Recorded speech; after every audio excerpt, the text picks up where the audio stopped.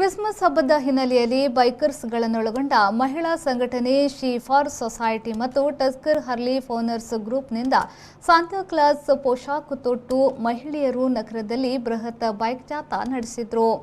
ಸೇನಾ ಯೋಧರ ಮಕ್ಕಳ ಶಿಕ್ಷಣಕ್ಕಾಗಿ ನಿಧಿ ಸಂಗ್ರಹಿಸಲು ಆಯೋಜಿಸಿದ ಬೈಕ್ ರ್ಯಾಲಿ ಆಕರ್ಷಣೀಯವಾಗಿತ್ತು. 100 ಮಂದಿ ಮಹಿಳೆಯರು ರಂಗುರಂಗಿನ ಸಾಂತಾ ಕ್ಲಾಸ್ ವೇಷ ತೊಟ್ಟು ಬೈಕ್ನಲ್ಲಿ ಸಂಚರಿಸಿ ಗಮನ ಸೆಳೆದರು.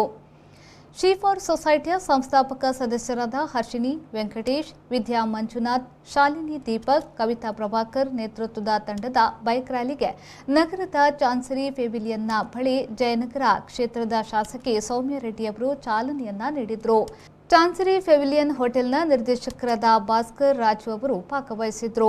ಬಳಿಕ ಬೈಕರ್ಸ್ಗಳ ಚಾನ್ಸರಿ ಪೆವಿಲಿಯನ್ ಹೋಟೆಲ್ ಮುಂಭಾಗದಿಂದ ರೆಸಿಡೆನ್ಸಿ ರಸ್ತೆ, ವಯೋ ಹಾಲ್, ಎಂಜಿ ರಸ್ತೆ, ವಿಧಾನಸೌಧ, ನೃಪತುಂಗ ರಸ್ತೆ, ಹಡ್ಸನ್ ಸರ್ಕಲ್, ಕಂಠೀರವ ಸ್ಟೇಡಿಯಂ, ಮೌಲ್ಯ ಆಸ್ಪತ್ರೆಯ ಮೂಲಕ ಮತ್ತೆ ಚಾನ್ಸರಿ ಪೆವಿಲಿಯನ್ ಹೋಟೆಲ್ ಬಳಿ ಸಮಾಪ್ತಿಗೊಂಡಿತು.